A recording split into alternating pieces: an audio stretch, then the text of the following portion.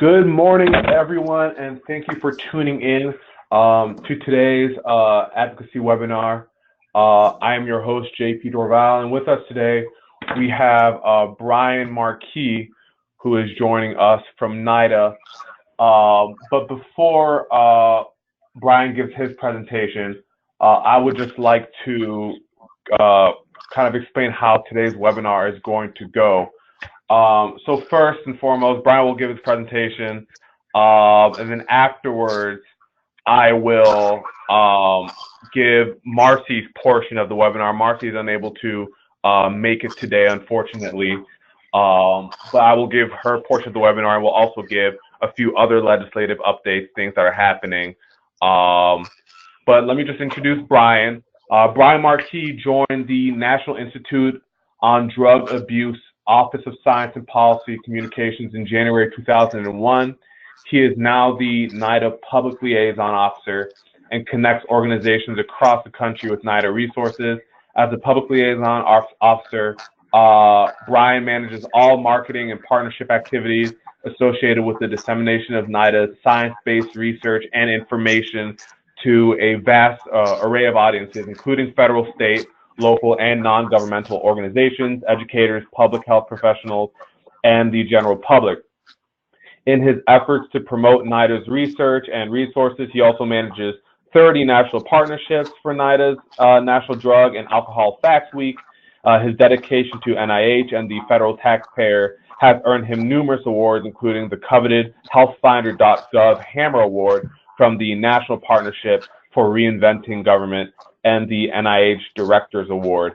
Brian also completed a federal detail at the White House Office of National Drug Control Policy. He has a BS in Health Education and Family Studies from the University of Maryland, College Park.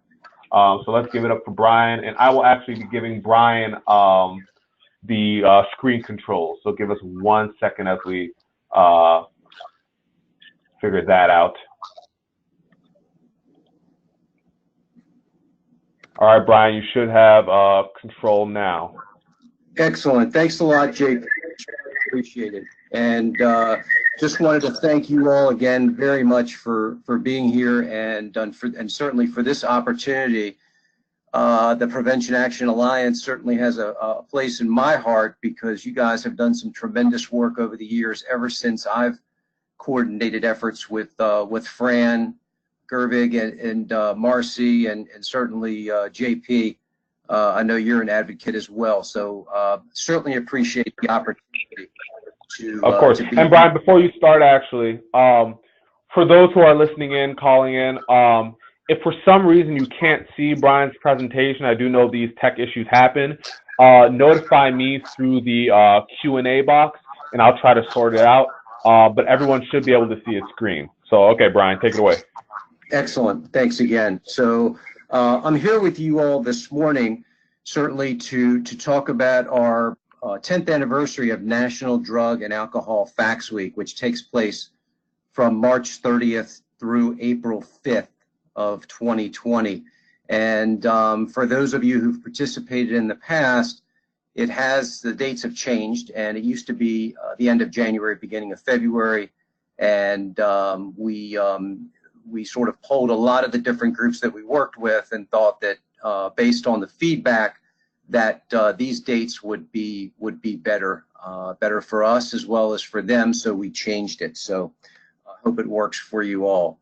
So for those of you who don't know, NIDA is part of the National Institutes of Health, and our mission is to advance the science on the causes and consequences of drug use and addiction.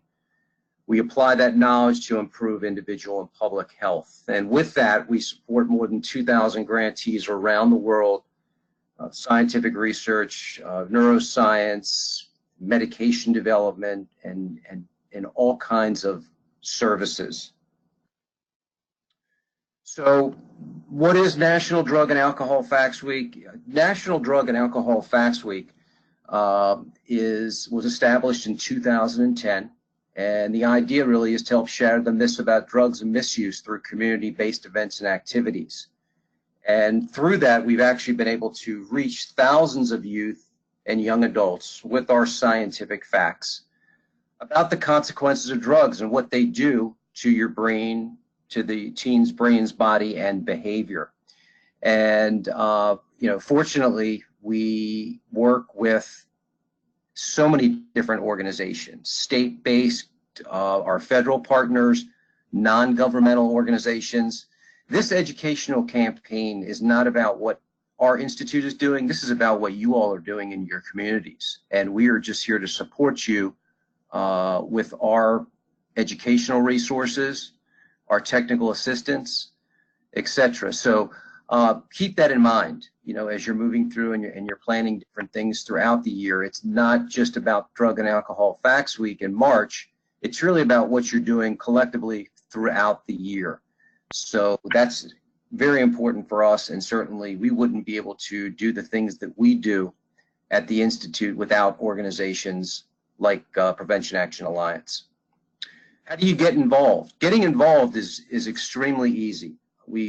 Like I said, this is our 10th anniversary, and we've been able to fine-tune this throughout the years and create toolkits and different types of activities that can be done throughout the week. We've had signature events. What does that look like?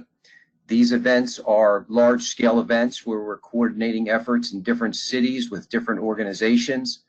And we've had small events, classroom-based events.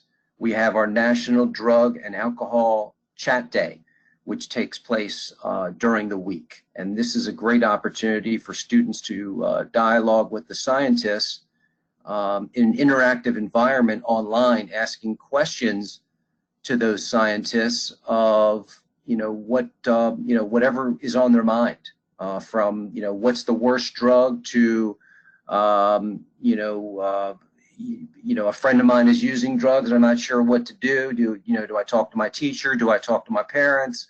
Do I talk to their parents, etc.? So there's a lot of great opportunities to get involved during this week. And just to be clear, whatever you do, it will get noticed on our website. And we're here to, like I said, assist you and provide any type of, technical assistance that we're able to.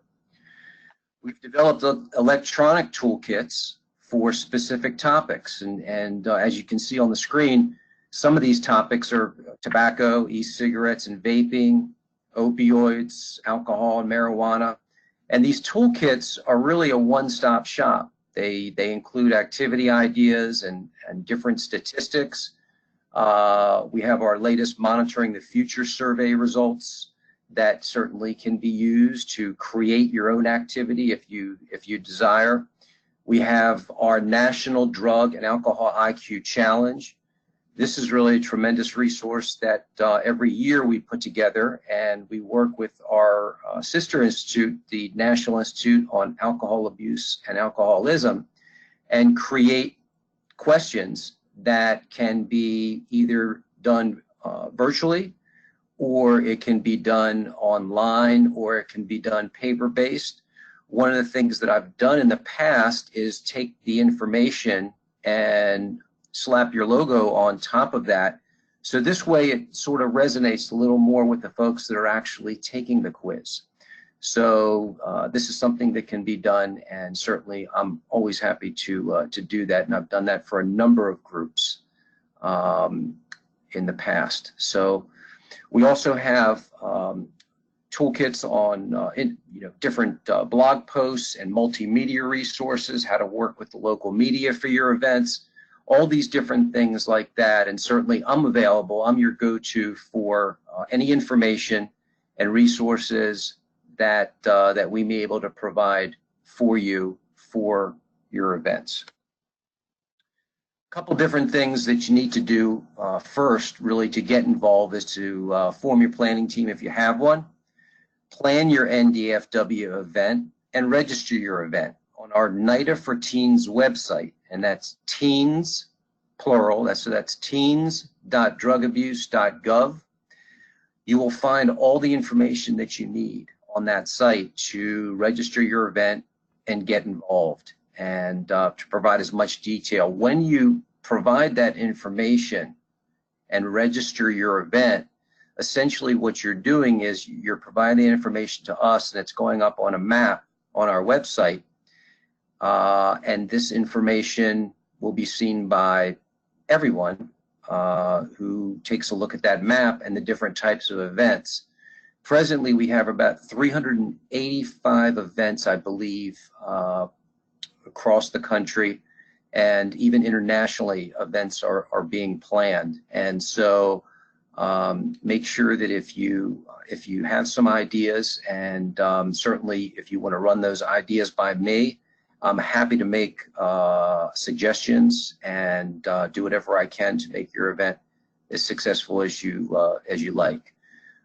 Securing the science, and so what that means is that we have educational materials that we can send you. All of our educational materials are free. We have publications on numerous topics, and all of this information certainly can be ordered online. But at the end of the presentation, I'm going to provide my email address so that if you do see some of NIDA's educational materials that you'd like to order, let me know, and we'll sort of bypass that system, and I'll make sure that you get those materials timely and whatever quantities you desire. So make sure that you jot down my contact info, because I think that'll be very important, and certainly we can dialogue as the week gets closer, and as well as throughout the year. And then promoting your event. Any ideas on ways that we can help you promote your event? We all know that certainly Ohio has really been the benchmark for prevention, and tremendous. I mean, I can't even begin to tell you the great events that have been held throughout the years through Ohio, and all of the terrific resources that you all provide your communities are really first class. And so just to let you know, we are constantly taking a look at all of the resources that various groups are utilizing from NIDA, as well as their own programming, and certainly Ohio stands out always. Activities. We generate a lot of activities from folks that contact us and say, well, what about having this activity, or what about doing this? Hosting a town hall or speaker event at a school, or even a PTA. Developing graffiti walls with drug facts, even sharing drug facts, morning announcements. You have a built-in audience. If you're working with schools, or someone who's working with schools, it's a built-in audience. Chalk door and alcohol facts on walkways. Like I said, our IQ challenge. This is terrific poster that I worked with the Cayman Islands on a few years back. And the National Drug Council, they have a poster contest around the week, and so they do some great stuff as well. Some of the free resources that I spoke about earlier are Drugs Shatter the Myths booklet. This is a great resource for middle school and high schoolers. As you can see, our National Drug and Alcohol IQ Challenge activity up in that right-hand corner is a place where I could slap the logo. As long as I have a good graphic to do that, I can do a PDF, and it's Spanish and English. The quiz, our Drugs in Your Body. It is in pretty poster. This is another resource tool. It's something that we've done, and we work with the Scholastic on.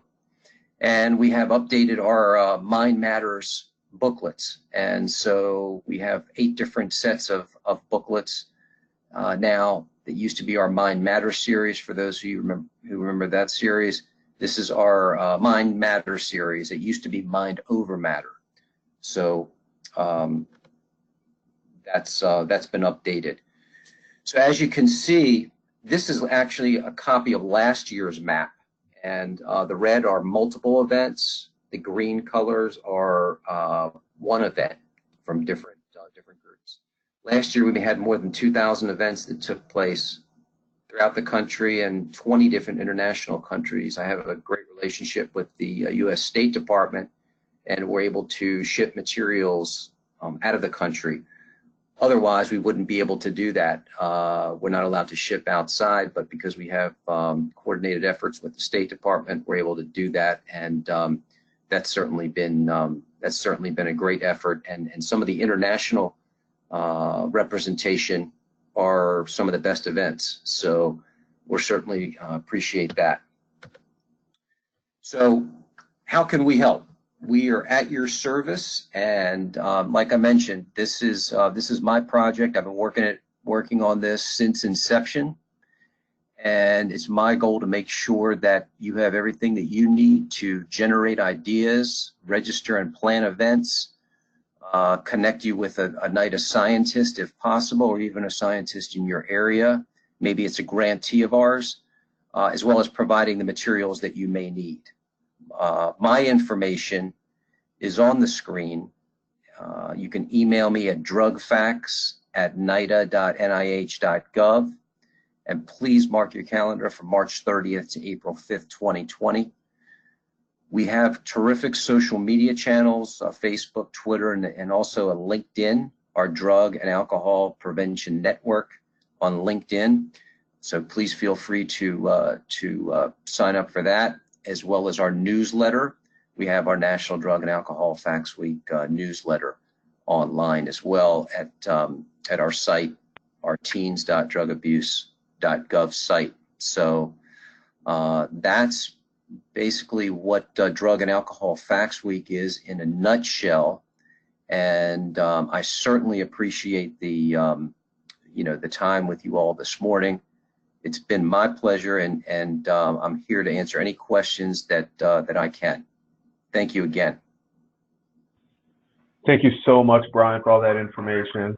So we'll take the next 1 to 2 minutes to allow questions to trickle in, if there are any. Afterwards, Brian is going to head out. However, if you have any questions that pop into your head towards the end of the webinar or afterwards, feel free to send them to me or send them to Brian directly. And also, Brian, do you mind if I send out your PowerPoint presentation to the group afterwards, just in case? I would appreciate that. No, absolutely. Awesome, awesome. So for those of you, I don't know, there was one listener who said they weren't able to see the screen, but that was early on, so I believe that was resolved. But if for some reason you guys weren't able to see the presentation will be sent out afterwards to everyone. So I will send that out. But yeah, the next couple of minutes, let's just wait for about a minute or so to see if any questions trickle in.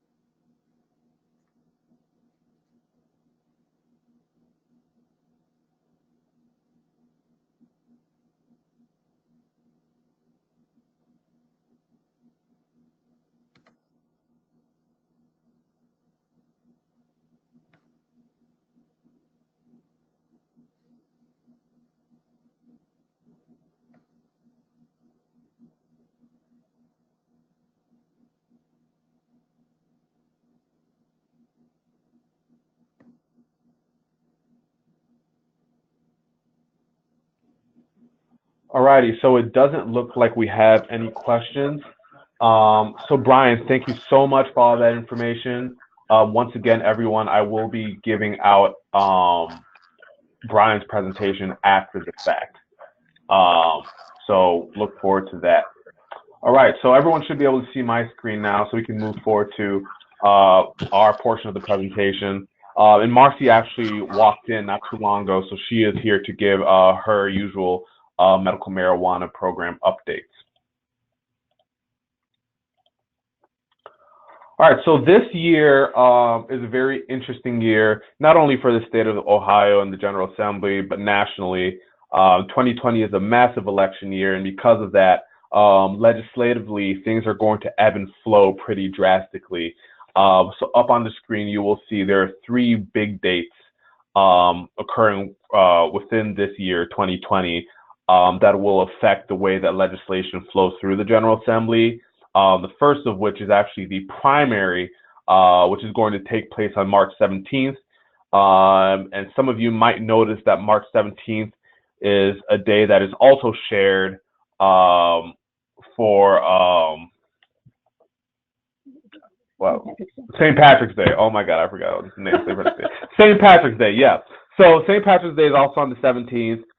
The primary is also going to take place on the 17th. And I know that there was a lot of concern, primarily when the General Assembly was deciding whether to move it to this date or not. Ultimately, it landed on this day. It was moved to this day, so we will see what the turnout is. That should be interesting to see. The next, I suppose, big election day will be August 4th, which is the special election day. And then finally, the big day that everyone's waiting for, the general election, which will occur on November 3rd.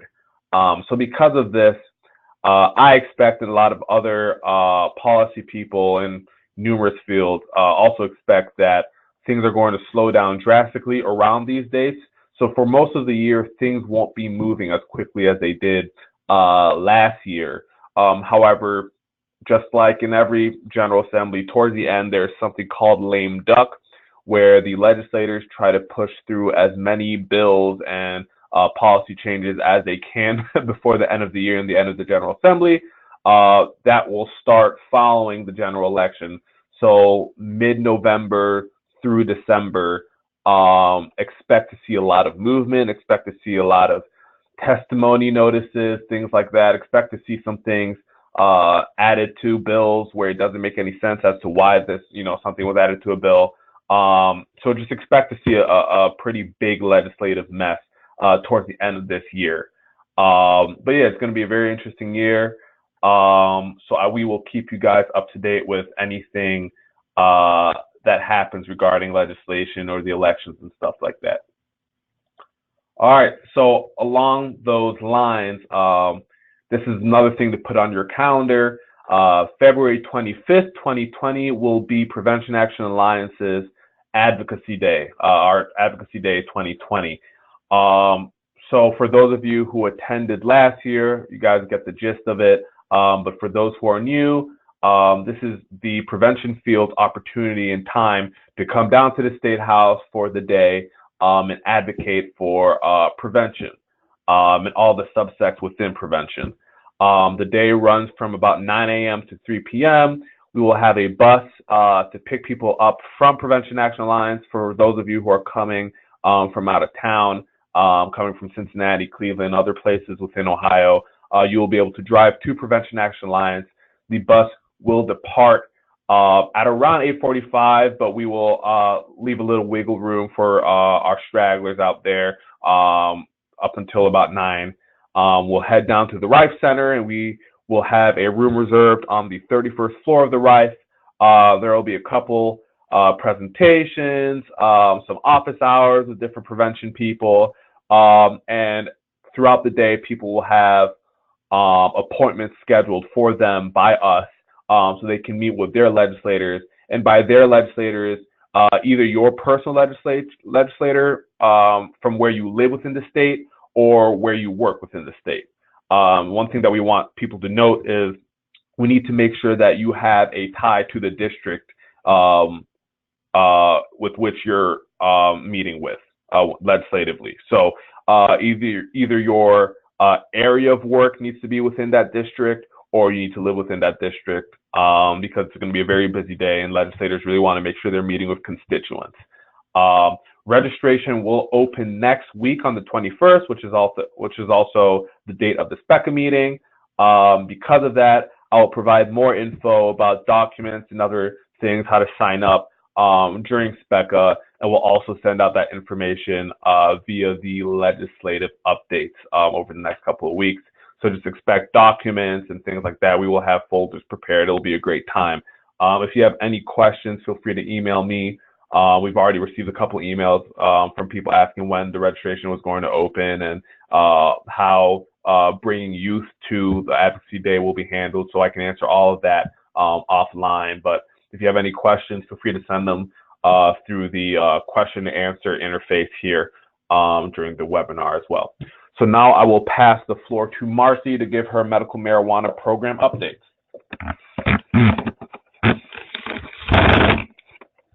Good morning, everyone. We just have a few minutes here, so we'll go through it very quickly. And JP will be sending out these slides so you can take a little closer look at it. The updates for how the program is moving forward are from just the 7th of this month, so they are very up to date as to what's happening, and we can see both in the cultivator and in the dispensaries, things are slowly moving up to meet the level of the entire program being implemented. Why it's important for us to keep track and to kind of know what's happening is that each additional one of these facilities that open is another community that is then very directly impacted by this program. And one of the things I think it's important for people to do in their communities is to sort of track and gather data about what it looks like before it happens and what it happens after these facilities have opened, and then how it grows. As we continue to look at the growing of this program and the maturing of this program, it has direct impacts upon our community and upon our work. So it's important to continue to gather the data and to know what's happening in our community so that we can address those challenges head on. Here are the sales figures. As you can see, they are moving up a great deal. The plant material that was sold just, I think it was basically about a 2-month time frame here since we've gotten the figures and the updates, but you know, it's increased dramatically, and the number of units that have been processed has increased dramatically. There's a lot more access to these products out on the street now. Hopefully they're staying with those who have been subscribed to have them and not being diverted. Processes are continuing to grow. We can have as many as 43 up to 16 right now that are in operation. The thing that's key about this is that the more of these individuals that come up, the more likely there are different products out there. Before it was so much just plant material. Now we're going to find the food items. We're going to find vaping devices and other things that will increase the way that people can use this product. And then we can see here the continuing of how the recommendations are going up and the patients that are taking advantage of this program. Physicians too have gone up. We now have 590 across the state of Ohio who are eligible to recommend marijuana to their patients.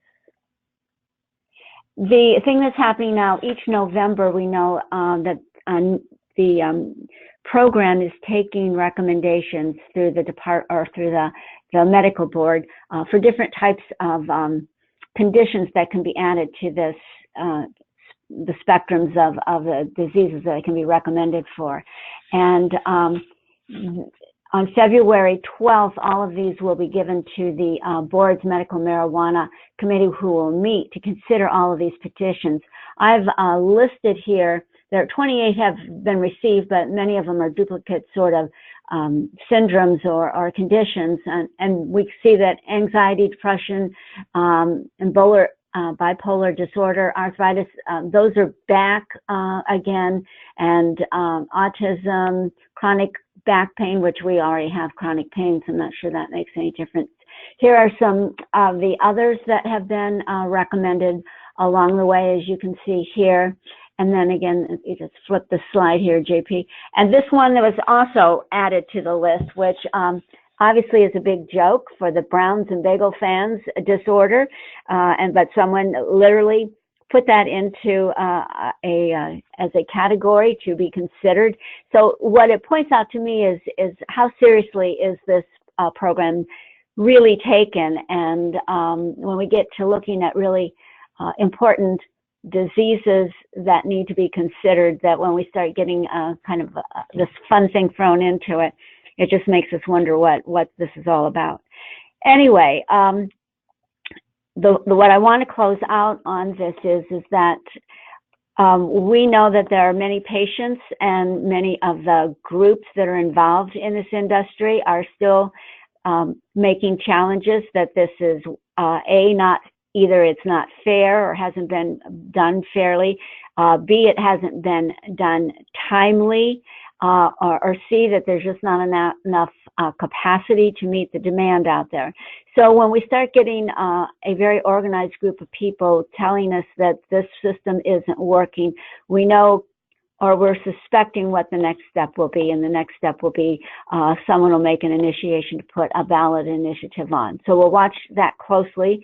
I know that there are places already that are starting to gear up to make sure that we're ready to have our facts and figures if that challenge should happen in the next year or two. So those are the things that we'll keep our eyes and ears on the ground and keep you abreast of. Got you. Thank you so much, Marcie. And for those of you who are interested about CBD as well, I just wanted to add a quick note about that. And I will be giving a more in-depth update during SPECA next week. But as some of you may know, the USDA did approve Ohio's plan for the hemp program, which means the only next step now is for the Department of Agriculture, the Ohio Department of Agriculture, to finalize their plans and then have the program officially up and running. Farmers plan to have plants in the ground by this spring. So come the spring, come the summer, driving through Ohio, you will probably see large fields of hemp. So if you see that, or if someone calls you asking whether that's hemp or whether that's marijuana, you guys can inform them of that. One interesting thing that I did figure out is when it comes to CBD, which is really the driving force behind the growing of hemp. All of the CBD products that are currently in the state are not from Ohio, right? So the Ohio hemp program has not officially started. No one has the ability to grow hemp under the program currently because the program still has yet to be finalized internally. But the minute the Senate Bill 57, the hemp bill, was signed into law, that legalized the interstate trade of CBD, essentially.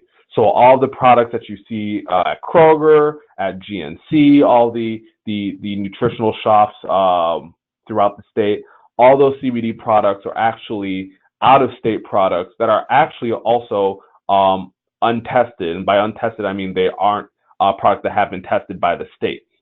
So the Department of Agriculture, Marcie and I met with them a couple months back, I believe it was during the summer actually, to discuss what their plan was for making sure that the products that are on the shelves, the CBD products, are safe for consumers. They said that they would hire a team to look at the labeling, right?